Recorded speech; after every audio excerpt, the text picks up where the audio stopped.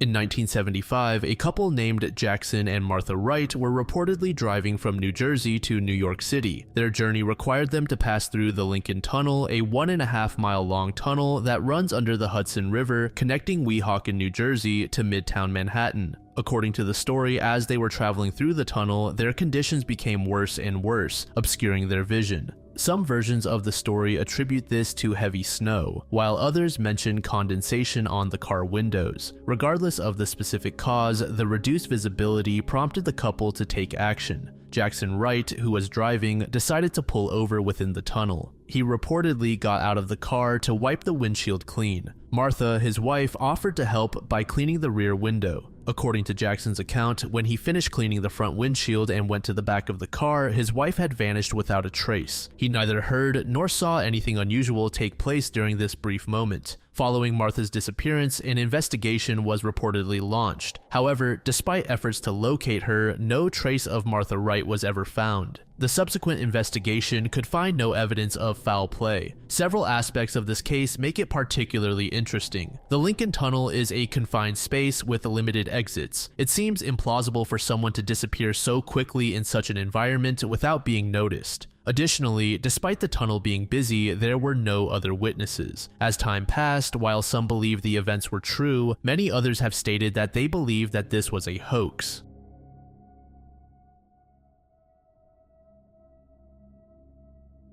So this entry is spelled as invegratron in the iceberg, but results come up as integratron. I'm not entirely sure if the former spelling was intended or if it was a mistake, but nevertheless I thought I would address that. The mystery of the integratron is a blend of science fiction, spirituality, and unexplained phenomena that has intrigued visitors and researchers for decades. The integratron story begins with its creator, George Van Tassel, a former aircraft mechanic and flight inspector who became a key figure in the UFO contactee movement of the 1950s. After moving to California's Mojave Desert, Van Tassel began operating an airport and inn near a large boulder known as Giant Rock, which was considered sacred by local Native Americans. The key aspect of the integratron's origin is Van Tassel's claim of extraterrestrial contact. In August 1953, he reported being contacted telepathically and later in person by beings from Venus. These extraterrestrial visitors allegedly provided him with instructions to build a machine that could rejuvenate human cells, extend lifespan, and potentially enable time travel. The integratron structure is a 38-foot high, 55-foot diameter dome built entirely of wood and fiberglass, without the use of any metal fasteners like nails or screws.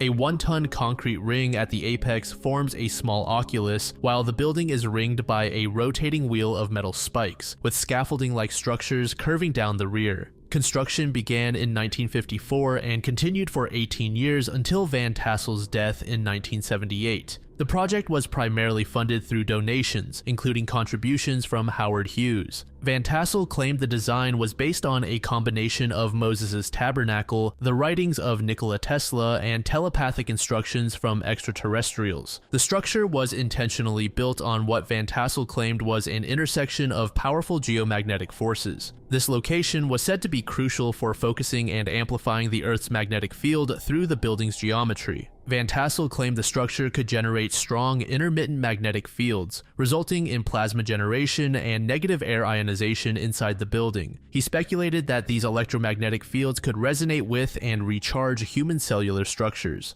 While not part of Van Tassel's original claims, the integratron is now well known for its exceptional acoustics, described as an acoustically perfect sound chamber. The integratron played a central role in UFO and alternative spirituality gatherings. From 1953 to 1977, Van Tassel organized annual interplanetary spacecraft conventions at the nearby Giant Rock Airport. These events featured lectures by fellow contactees, UFO enthusiasts, and alternative science proponents. The conventions grew into large festivals, attracting thousands of attendees and helping to fund the Integratron's construction. Prior to building the Invegratron, Van Tassel held weekly meditation and channeling sessions in a chamber beneath giant rock. Additionally, the circumstances of George Van Tassel's death in 1978 added another layer of mystery to the Integratron story. Van Tassel died suddenly on February 9, 1978, with work on his project still incomplete. His epitaph, allegedly channeled from an extraterrestrial, reads, "Birth through induction, death through short circuit."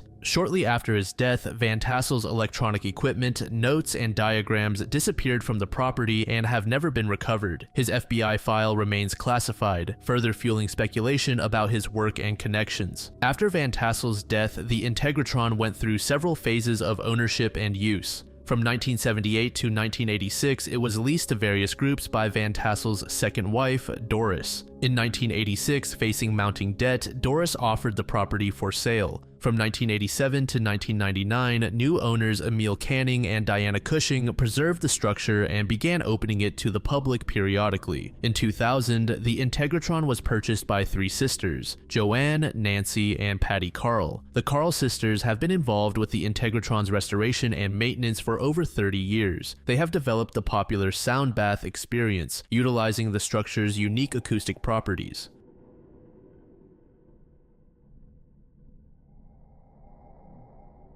The angzarr symbol, officially known as the right angle with downwards zigzag arrow in Unicode, has become a point of particular interest in the world of digital typography and character encoding. The symbol was added to Unicode 3.2, but its true origin and intended meaning remain unknown. The earliest documented appearance of the symbol dates back to a 1963 monotype typeset catalog of arrow characters. This catalog listed the symbol under the matrix serial number S9576. Interestingly, it did not appear in an earlier 1954 edition of the same catalog, suggesting its creation or adoption occurred sometime between 1954 and 1963. A later monotype catalog from 1972, focusing on mathematical characters, listed the angzarr symbol under a different serial number, S16139. The reason for this redundant serial number remains unclear. It's worth noting that much of monotype's character repertoire for movable type originated from customer requests, including corporate logos, which might explain the symbol's inclusion without a clear purpose. Some electricians have suggested that the angzarr might indicate a short circuit. Many theories have surfaced, attempting to find a meaning for the symbol. These theories range from it being a symbol used by electricians to being a pre-World War II seer drawing, but of course there are many other speculations as to what the angzarr represents.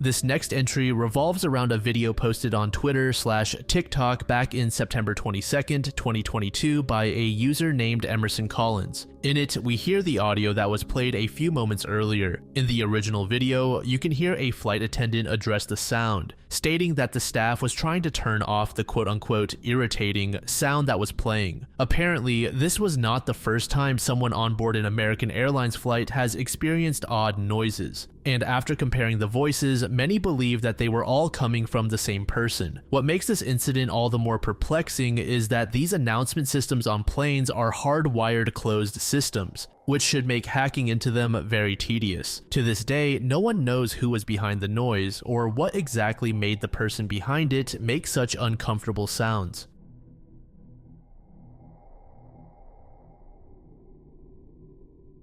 Grebennikov antigravity refers to a controversial claim made by Viktor Stepanovich Grebennikov, a Russian entomologist and naturalist born in 1927. He spoke about anti-gravity technology in the late 20th century. Viktor Grebennikov had a deep fascination for insects and unconventional scientific ideas, and it is here where his journey into the realm of anti-gravity began with his study of insect wings, particularly those of certain beetle species. In 1988, Grebennikov reportedly made made an accidental discovery while examining chitin bristles from a beetle shell under a microscope. As he attempted to place a second bristle, it slipped from his tweezers and appeared to hover in the air. This surprise sparked Grebennikov's curiosity and led him to conduct further experiments. His primary claim centered around what he termed the cavity structural effect, or CSE. He believed that certain geometric arrangements of cavities in natural structures, such as insect wings, could generate anti-gravity effects when combined with vibration. To demonstrate his ideas, Grebennikov conducted various experiments. These included the chitin laminae experiment, where he tied multiple chitin laminae together vertically with wire. Whenever he attempted to place objects on this structure, they were reportedly thrown upward and aside. Another experiment involved a thumbtack. When one was forcefully attached to the chitin block from above, he claimed it briefly levitated and disappeared. These lesser experiments later led Grebennikov to his anti-gravity platform. Grebennikov spent 3 years studying the effect, developing designs, and conducting experiments. In 1991, he allegedly built and successfully operated his gravity platform and submitted a patent application for the technology. Grebennikov provided detailed descriptions of his supposed flights over the Russian countryside, claiming to have achieved controlled levitation and movement. Despite Grebennikov's elaborate claims and detailed accounts, the scientific community has largely dismissed his work due to several critical factors. These included a lack of empirical evidence, reproducibility issues, theoretical inconsistencies, absence of peer review, and more. Despite widespread skepticism in the scientific community, Grebennikov's ideas continue to fascinate some individuals and spark discussions about the possibilities of anti-gravity technology.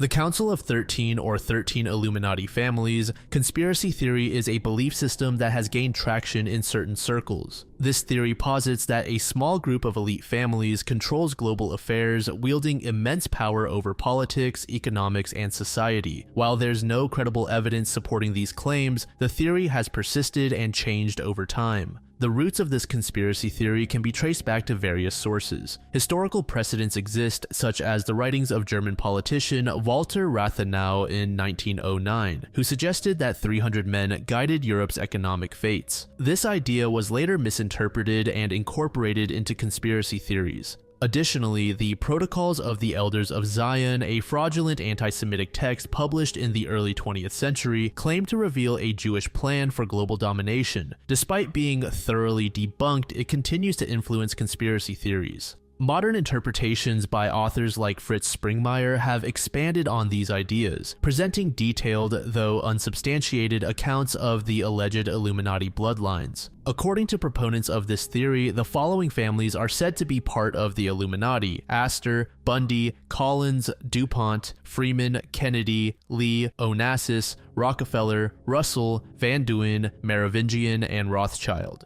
It's important to note that this list can vary depending on the source, and there's no concrete evidence linking these families to any global conspiracy. Believers in this conspiracy theory claim that these families exert control over various aspects of global society, including political power, where they influence governments, political parties, and international organizations. They are also said to dominate the economy by controlling major financial institutions, central banks, and global markets. Furthermore, they allegedly manipulate the media by owning or influencing major outlets to shape public opinion. Other claims suggest they direct the curriculum and research priorities of educational institutions, control access to and distribution of key natural resources, guide technological advancements and scientific research, and even aim to reduce the global population to maintain their power and resources. The idea of a New World Order is often intertwined with the Council of 13 theory. This concept suggests that these powerful families are working towards establishing a totalitarian world government.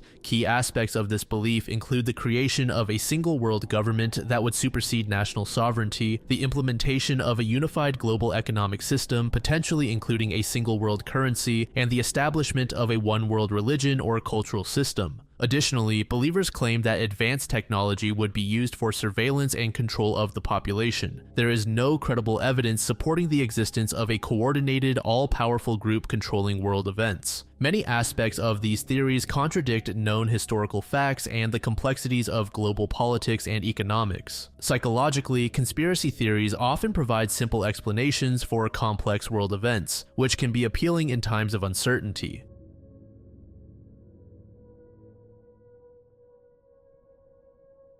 The tale of the Atlantic voyage undertaken by the predecessor of Mansa Musa, the ruler of the Mali Empire, is a story that brings up the possibility of pre-Columbian transoceanic contact. The account of the Atlantic voyage comes primarily from Mansa Musa himself, who recounted it during his pilgrimage to Mecca in 1324. While in Cairo, he befriended an Egyptian official, Abu al-Hasan Ali ibn Amir Hajib, who later relayed the tale to the scholar al-Umari. According to Musa, his predecessor embarked on a grand expedition across the Atlantic Ocean, never to return. This account is the only known record of the voyage, as it is not mentioned by other medieval Arab historians or in West African oral tradition. Mansa Musa explained that his predecessor was determined to discover the limits of the Atlantic Ocean. He equipped 200 ships with men and provisions, instructing them not to return until they reached the ocean's end or exhausted their supplies. Only one ship returned, with its captain describing a powerful river in the ocean that led to the disappearance of the other ships. Undeterred, the ruler prepared a second, larger fleet of 2,000 ships and set out himself, leaving Musa to rule in his absence. Neither the ruler nor the fleet was ever seen again. The identity of Mansa Musa's predecessor who went on this voyage has been a subject of debate. The voyage is often attributed to Mansa Abu Bakr II, although historical records of such a person are unclear. The confusion arises from a mistranslation of the works of the Arab historian Ibn Khaldun by the 19th century historian Baron de Slain. In reality, the predecessor was more likely Mansa Muhammad ibn Ku, as suggested by Ibn Khaldun's genealogy of the Mali Empire's rulers. The narrative suggests that the Mali Empire, under its ambitious ruler, might have attempted to explore the Atlantic Ocean long before European explorers. Some historians, such as Ivan von Sertima and Gausu Diawara, have proposed that the voyage reached the New World, citing accounts that Columbus heard of African traders in the Americas and the presence of African origin gold in the region. However, there is no concrete archaeological evidence to support these claims, and the idea remains speculative. The description of a river in the ocean encountered by the returning ship is believed to refer to the Canary Current, which flows from West Africa to the Americas. This current could have facilitated travel from Africa to the Americas, but would have made the return journey difficult, explaining why the fleet never returned. Mansa Musa's account of this voyage has sparked both skepticism and intrigue. While some view the voyage as a failed venture, others see it as an example of the Mali Empire's adventurous spirit and curiosity about the world beyond its borders.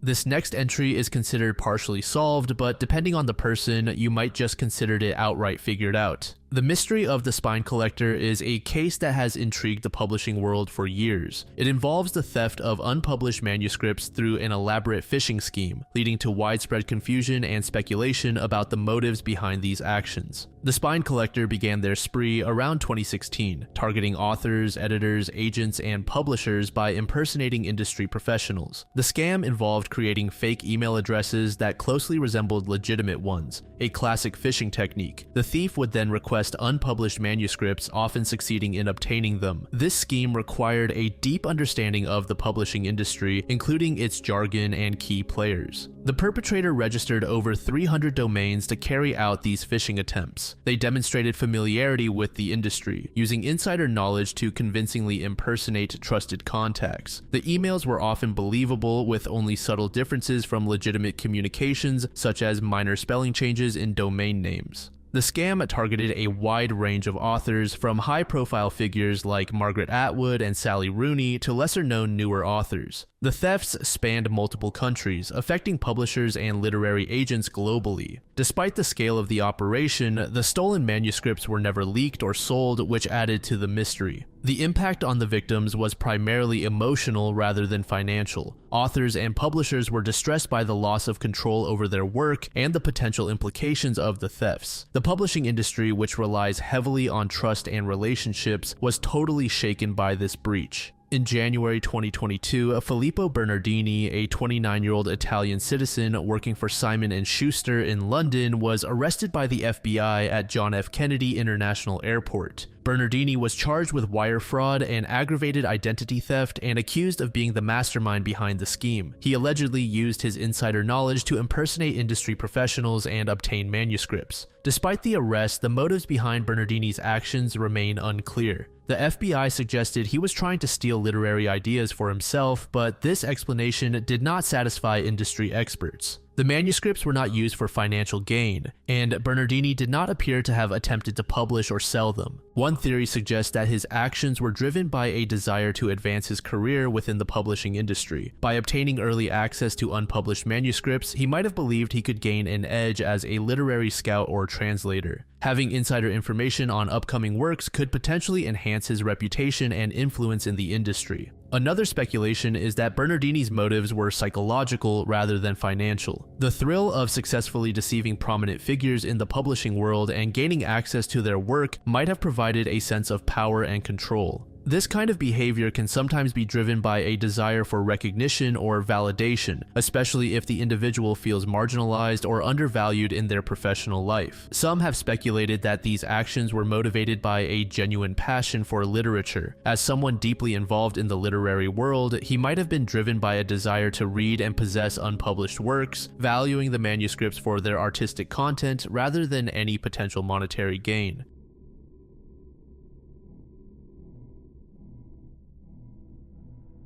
Autoscopy is a complex phenomenon where individuals perceive their own body or environment from a perspective outside of their physical self. This experience can manifest in several distinct forms, each with unique characteristics and underlying mechanisms. The types of autoscopic phenomena include autoscopic hallucinations, hautoscopy, out-of-body experiences, negative autoscopy, inner autoscopy, and feeling of a presence. The exact mechanisms behind autoscopic phenomena remain a mystery, but several theories have been proposed. The first of which is multisensory integration failure. It is suggested that a failure to integrate multisensory signals at the temporoparietal junction may lead to a collapse of the spatial unity between the self and the body. Lesions in specific brain regions, such as the temporoparietal junction, have been linked to different types of autoscopic experiences. Some theories propose that autoscopic hallucinations result from a deficit in visuosomatosensory processing, particularly involving the extrastriate cortex, which affects visual perception without major impacts on bodily self-consciousness.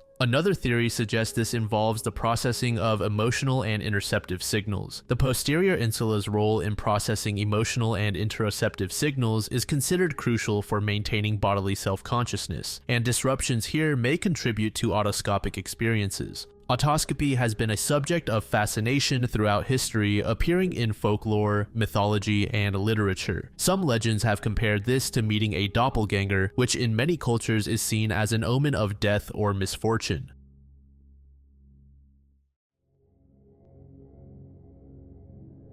This next entry takes us to Cantabria, Spain around the mid-17th century. The tale of the fishman of Lierganes involves a man named Francisco de la Vega. His family faced financial hardships after his father's death, who was also named Francisco. This led his mother, Maria, to send young Francisco to Bilbao to work as an apprentice carpenter. The day before St. John's Day in 1674, Francisco went for a swim in the Miera River with his friends. As he swam downstream, he was caught in strong currents and swept out to sea, disappearing from sight. His friends, initially unconcerned due to his swimming abilities, eventually grew fearful and believed he drowned after he failed to return. Fast forward another 5 years to 1679, fishermen working in the Bay of Cadiz, hundreds of kilometers south of Lierganes, encountered a strange aquatic creature with human-like features. After several failed attempts, they finally managed to capture the creature. The men stated that it looked like a stout young man with pale skin, thin reddish hair, a strip of scales running from throat to stomach, and gill-like slits around the neck. After capturing the fishman, the fishermen took him to the convent of St. Francis in Cadiz. There, the friars attempted to communicate with him in various languages, but the creature remained largely mute. However, after several days, he uttered a single word: lierganes. The word lierganes puzzled everyone until a young man from Cantabria recognized it as the name of a town. Eventually, news was sent to the town, and they responded that they had lost a young man named Francisco de la Vega about 5 years prior. Subsequently, a friar named Juan Rosendo accompanied the fishman on a journey from Cadiz to Lierganes to verify his identity. Upon arriving in Lierganes, the fishman reportedly knew his way directly to Maria's house. Maria instantly recognized him as her long-lost son Francisco, as did his brothers. This recognition seemingly confirmed that miraculously, somehow, Francisco underwent a transformation from human to this amphibious being. For the next 9 years, he lived with his family while exhibiting peculiar behaviors. Francisco walked barefoot and often nude, rarely spoke, had irregular eating habits, and exhibited no signs of enthusiasm in anything. After 9 years of living in this strange state, he vanished once again, presumably returning to the sea. If you're like me, you probably think that this tale is complete BS, but there are surprisingly a decent amount of people who believe in this legend to some extent. Maybe not all of the physical features that were described, but the overall structure of the legend. The story gained a sizable amount of credibility due to its documentation by Benito Geronimo Feiju, a respected Spanish monk, scholar, and writer of the Enlightenment era. He was known for promoting scientific and pragmatic thinking, yet he claimed the fishman of Lierganes to be a factual occurrence. Benito's account of the story appeared in his work Teatro Critico Universal, published between 1726 and 1739. His reputation for debunking myths and superstitions made his endorsement of this tale particularly interesting. Gregorio Maranon, a renowned 20th century Spanish physician, proposed that while the story itself might be false, the described symptoms could be attributed to cretinism. This condition, common to mountainous regions like Cantabria, could explain several characteristics of the fishman, including his struggles with speaking, pale skin, red hair, scaly skin, and aimless wandering. Other theories suggest that Francisco might have suffered from a form of ichthyosis, a group of genetic skin disorders characterized by dry, scaly skin.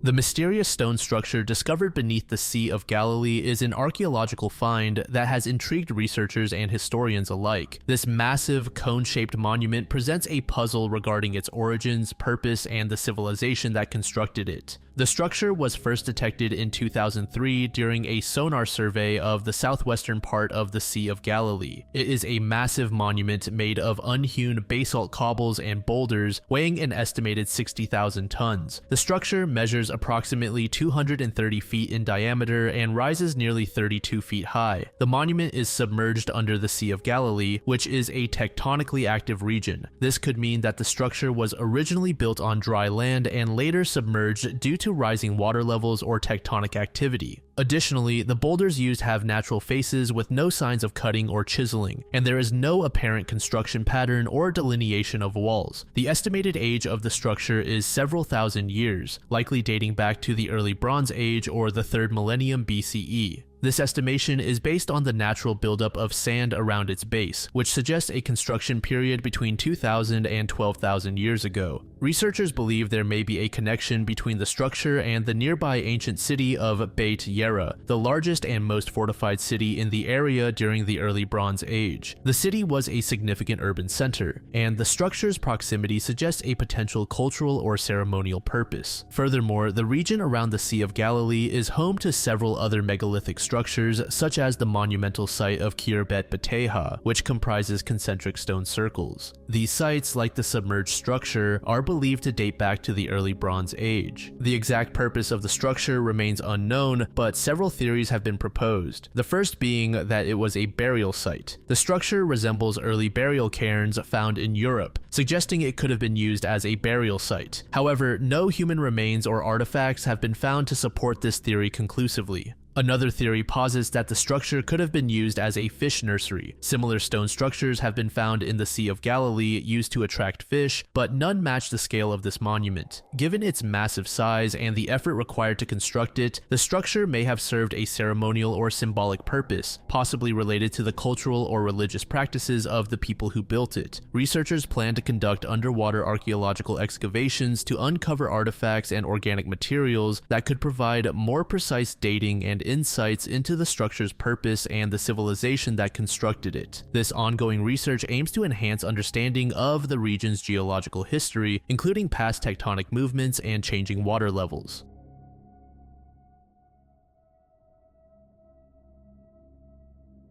Gandalf.com refers to a website with nothing but this eerie looking image. Upon clicking on the screen, the center image zooms closer and the text "Gandalf is busy, please go away" takes over the screen. The entry on the iceberg itself led me to a Reddit post that was made back in 2022. The post is titled, "What is Gandalf.com? Why has it remained up for 22 years? In 2013, I was in an elementary school computer class messing around with some friends. We began entering random URLs into the search bar and randomly stumbled upon Gandalf.com. Warning, it's a little creepy. The site itself has very little on it, only a bizarre painting at the end of a stone/wood hallway. If you click anywhere on the page, it zooms into the scene and closer to the painting, displaying a message saying, "Gandalf is busy, please go away." If you click it again, it brings up a link to the email address rqs@gandalf.com. I did send an email about 9 days ago, but never got any response. I had forgotten about the site until a few days ago when I spoke to one of my old friends, and he brought up the subject. It had stayed the exact same the whole time. Upon revisiting the site, I thought this time to do a little digging into it and found more questions than answers. One of the first things I thought to do was check the Wayback Machine and see the history of the site. The first captures are from 1998. It was a Mattel company offshoot. As far as I can tell, the capture was very incomplete, before the domain became available for purchase. The first capture of the site in its current form is from October 8th, 2000. The site has been the exact same for 22 years. It's a bizarre fact about the site, but that doesn't really answer anything. The next thing I did was look for other Reddit threads and found this 2-year-old post on r/arg asking a similar question. People there apparently started a Discord. They had a link, though it is expired, and I'm not familiar enough with Discord to figure out how to get to the Discord page. One person in the comments claimed that the creator was a crazy drug addict who thinks he's Jesus. There is also an archived X thread talking about it, but still no answers there. I'm not the most tech-savvy guy out there, so I'm out of ideas on where to look for further answers. I don't think it's an ARG, and if it is a crazy junkie, then why has he paid to keep the site up for so long?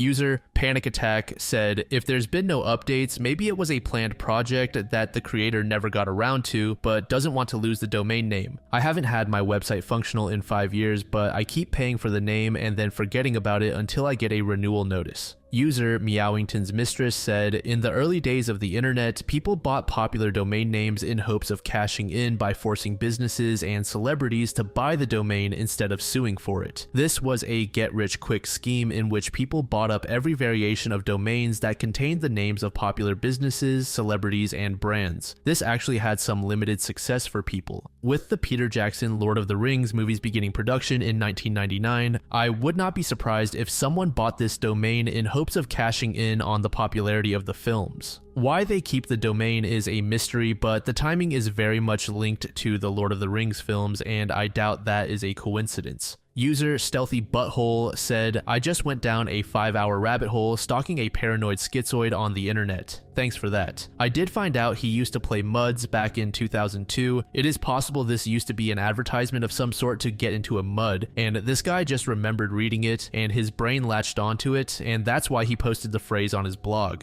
Also, he has like 50,000 blogs, not blog posts, actual separate blogs. And most of them are complete gibberish talking about DXM and other substances. Also, he is apparently married to Rihanna. I did find one single blog post where he linked to Gandalf.com, but take that with a grain of salt, because he linked to ESPN, Twitter, Chronometry, and 50 other sites in the same post. He also talks about Lord of the Rings on a fairly common basis, but much less than cough syrup and the fact that he has a 6-inch penis. this. I am fairly confident he has nothing to do with this site, unless maybe he used to not be clinically insane. He would have been 16 at the time the website first came online, so theoretically the domain/hosting could be attached to his parents' credit cards. I don't see how he would possibly pay for it continually otherwise. He mentions going to jail several times.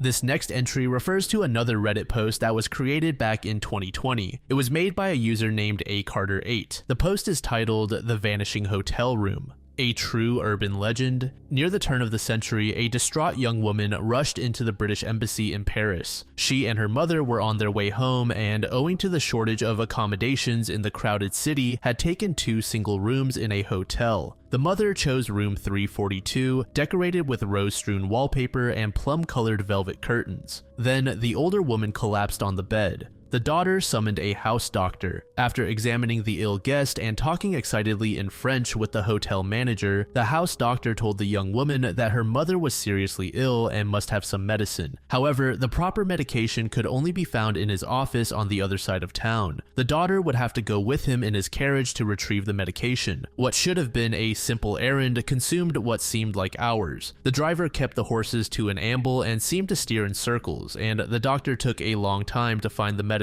Finally, the frustrated daughter arrived back at the hotel, only to discover that all queries about her mother were met with blank stares. "I know nothing of your mother," said the manager. "You arrived here alone." The doctor was similarly confused by the woman's questions. Frantic now, the younger woman examined the hotel register. Instead of her mother's familiar signature, she saw a stranger beside room 342. Insisting on looking at the room itself, she found no velvet curtain, no flowered wallpaper, no familiar baggage, only the luggage of strangers. Sometimes called the Vanishing Lady and sometimes called the Vanishing Hotel Room, there have been many versions of this story through the years. As a kid, I remember hearing this story from one of those collection of creepy stories books. It was spooky enough, and it always fascinated me. Now, with the COVID pandemic currently ongoing, I was reminded of this old story and wondered again, was this story true? Was this story just a persistent urban legend? The story has been featured quite extensively throughout the years, in various films and novels from the 1930s and 50s to as recent as 2002. The central plot of this stories seems to have existed for some time, with different times, places, and details added or eliminated. Even as far back as the 1920s, a writer for The New Yorker, famed Alexander Woollcott, attempted to track down the origins of the tale. In 1929, Woollcott discussed the Vanishing Lady/Hotel Room in 3 of his Shouts and Murmurs column for The New Yorker. His last column described his attempts to track down a source for the legend and noted that an unnamed writer at the Chicago Journal had held that the tale, Mr. Woollcott, was invented 30 years ago in the editorial rooms of the Detroit Free Press when Carl Harriman was the paper's facile young columnist. Woollcott dutifully contacted Harriman and reported back that it seems that he did publish the story in the Detroit Free Press back in 1898 or 1899. He also reproduced part of Harriman's reply, emphasizing a point with italics. Whether I invented the story or whether someone told it to me as an anecdote and I expanded on it, I cannot for the life of me tell you after all these years. Woollcott revisited the question of the source of the Vanishing Lady/Hotel Room for his 1934 book While Rome Burns. Woollcott discovered the story had been published as a news story in the London Daily Mail as early as 1911. The bare facts substantiated by affidavits from attachés of the British Embassy in Paris. Woollcott thought he had finally solved the riddle when Richard Henry Little, a famed Chicago reporter, pointed out in the Chicago Tribune that the entire story had been dashed off by Carl Harriman, another reporter, one hot summer night in 1889 to fill a vacant column in the next morning's issue of the Detroit Free Press. Woollcott then inquired with Harriman as to whether he had invented the story or, like the rest of the world, heard it somewhere in his travels. He said he could not remember. Woollcott then wrote, "Thereupon I feel free to consider the question still open, for without wishing to reflect on the fecundity of his imagination, I beg leave to doubt if any man could invent a tale like the Vanishing Lady and thereafter forget that he had done so. Unfortunately, no one had ever found this article in the Detroit Free Press. Does this article really exist?" exist. Carl Edwin Harriman began his career as a journalist at the Detroit Journal in 1895 and went on to the Free Press, where he worked as an editorial writer from 1898 to 1899. In 1899, he was sent to England as a correspondent for the paper. Eventually, Harriman served as editor of the literary magazines The Pilgrim, The Ladies' Home Journal, The Red Book, The Blue Book, and The Green Book. He authored several books and numerous short stories, essays, and reminiscences. Encouraged by clues left some 80 years ago by Wolcott and Harriman and armed with digitized databases of centuries-old American and British newspapers and periodicals, quote,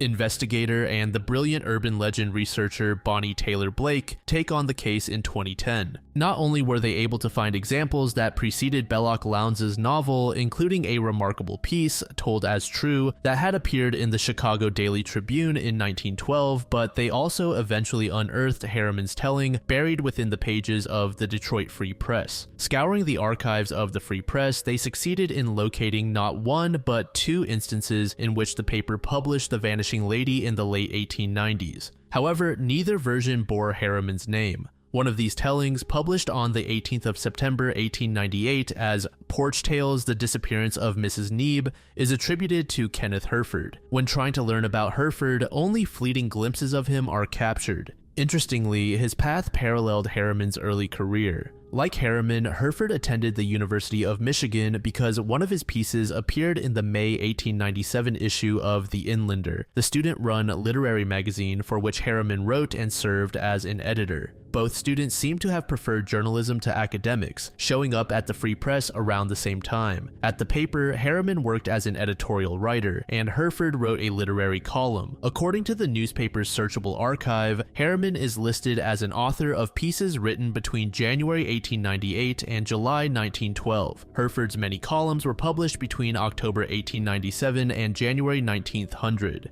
When Harriman traveled to England on behalf of the newspaper in the spring of 1899, Herford made the same journey. Both became acquainted with scholar Stephen Crane, and both wrote glowingly of him, Herford in 1899 and Harriman in 1900. Curiously, however, around the time Harriman began his career as a magazine editor, his shadow seems to have vanished. As far as can be determined, Herford stopped publishing around 1904 or 1905, which coincides with Harriman's arrival at the Pilgrim. Given the lack of solid biographical information about Herford and considering the similarities between the two writers, it is reasonable to conclude that Kenneth Herford was in fact Harriman, a secret known to Harriman's colleagues and friends. Consequently, it is proposed that the 1898 telling of The Vanishing Lady/Hotel Room, and in fact all writings credited to Kenneth Herford, should be attributed to Carl Harriman.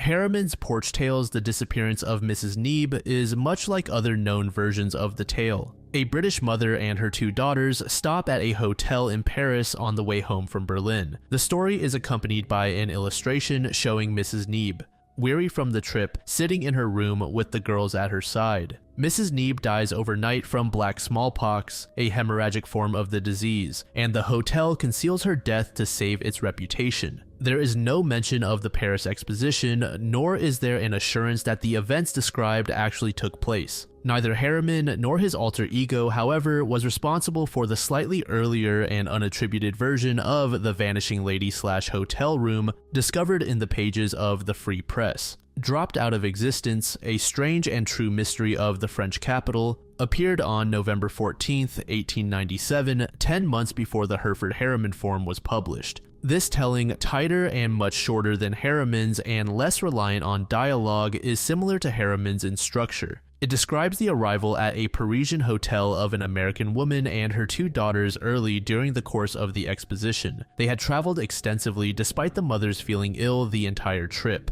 After the mother vanishes, the girls wait for weeks for a sign of her. At the exposition's close, a police inspector visits the daughters and reveals what he has discovered about their mother's disappearance. She had, in fact, died that night from black smallpox. Any trace of her presence, her illness, and subsequent death were erased so as to protect the city and prevent panic and financial ruin. After coming to terms with this terrible and shocking news, the girls ask to visit their mother's final resting place. The inspector sadly reveals that her grave is unmarked. After some further tracking, it was found that this telling had also appeared on the same date in at least 3 other big city American newspapers and was reproduced in several papers across the country into 1898. The Philadelphia Inquirer's unattributed author version from November 14th, 1897 is identical to the others appearing the same day except for its first paragraph. The following remarkable story is true. The writer is personally acquainted with the persons who participated in the scenes which are described. That such a series of events happened in the 19th century merely goes to show that the spirit of romance stalks abroad just as boldly now as it did in the time of Richelieu. Those in the Free Press, the Los Angeles Sunday Times, and the Boston Daily Globe instead have this as a first paragraph. Paris was like a scrap basket filled to overflowing. From every part of the world, people and their baggage were deposited in the attractive catch-all offered them, and except for a continuous shifting of contents in this state, Paris was to remain for months until the end of the exposition came to straighten her disorder and empty her out. Only the telling in the Los Angeles Sunday Times was linked to an author, a special contributor to the Times, Nancy V. McClelland. A display ad for the then upcoming edition of the Sunday Times appeared on November 12th. It featured Nancy V. McClelland's An Exposition Mystery, describing it as the remarkable disappearance of an American woman in Paris. It is believed that Nancy V. McClelland corresponds to Nancy Vincent McClelland. In 1897, McClelland graduated from Vassar and began working for the Philadelphia Press, later going on to become a noteworthy advertising writer in the 1910s and a famous interior decorator by the 1930s. McClelland spoke French and lived for a time in Paris, suggesting a lifelong interest in the city. Additionally, it is known that she authored several short stories as Nancy Vincent McClelland near the turn of the century. Although unable to determine if this version, which is attributed to McClelland, had appeared in the press in 1897, it was published with the unusual introduction testifying to its veracity in the Crosstown Inquirer. Since the dateline of the story is 1897, the backdrop likely corresponds to the 1889 Paris Exposition, by 1897 the most recent major exposition in the city. As suggested by the introduction in the Inquirer, McClelland may have heard the tale from travelers returning to the United States from Paris. Alternatively, she may have used the powerful skills of invention displayed in her short stories and her later successful careers to craft the compelling tale. It is possible, of course, that Harriman had heard the Vanishing Lady/hotel room even before McClelland's version appeared in the Free Press and other newspapers on November 14th, 1897. It is not known when Harriman wrote his version, published on September 18th, 1898, but because it is accompanied by an illustration appropriate to the legend's plot, it is possible it may have been in the works for at least several days, and not, as Wolcott had been told, dashed off by Carl Harriman one hot summer night in 1889 to fill a vacant column in the next morning's issue. It is unclear whether Harriman was aware that he was adapting a known tale, or whether he had forgotten that he had been influenced by McClelland's piece, or by a still unknown version, but it at least seems unlikely that in late 1897. While he was at the Detroit Journal, Harriman had not read McClelland's telling in the rival Free Press. The research stitched together here perhaps makes Harriman's response to Wolcott's inquiry more interesting because it allows one to read his reply. Whether I invented the story or whether someone told it to me as an anecdote and I expanded on it, I cannot for the life of me tell you after all these years, as perhaps slightly evasive, which just causes us to wonder how would Nancy Vincent McClelland have answered had Wolcott only known to ask her the same question. A user named Sidneya said, "All of this sounds perfectly plausible and non-mysterious to me. The hotel doesn't want the public to know someone brought a highly infectious disease into their establishment, so they dispose of the woman's body surreptitiously, unmarked grave. When the daughter returns, they want to make sure she doesn't blab, so they attempt to discredit her by gaslighting her, telling her she arrived alone and showing her a different room than the one she stayed in. People were a lot easier to lie to back then." Under this comment, user WaffleIfAW said, "That's right, and in fact, there's an even more specific reason along these same lines for the deception in the Hitchcock version and perhaps others. That's just the one I know. And by the way, OP, I think Hitchcock made not only the Alfred Hitchcock Presents episode version of the story in the 1950s that you reference in your list, but also made a separate feature-length film based on the story, also called The Lady Vanishes, much earlier in his career in the UK before moving to the the US. At least in the intro segment to the AHP episode, he claims to have made such a film. Specifically, in that version, the girl is traveling with her mother, and they are traveling to Paris for the World's Fair exposition. The mother dies of bubonic plague, and the Parisians cover it up because they do not want the fallout from the incident to spoil their moment in the global spotlight, especially in light of the amount they had invested in staging the World's Fair. So in that version, the hotel is given a very specific reason to do what it does. Edit, I see the World Fair angle is covered in the write-up above. My mistake. I should have read more carefully. I just got very excited since I know the story. Edit 2, okay, well, I can still add at least one new fact. I have confirmed that Hitchcock not only made the 50s American TV show episode, but also a 1938 UK film of the same name, just like he claims in the intro to the TV episode.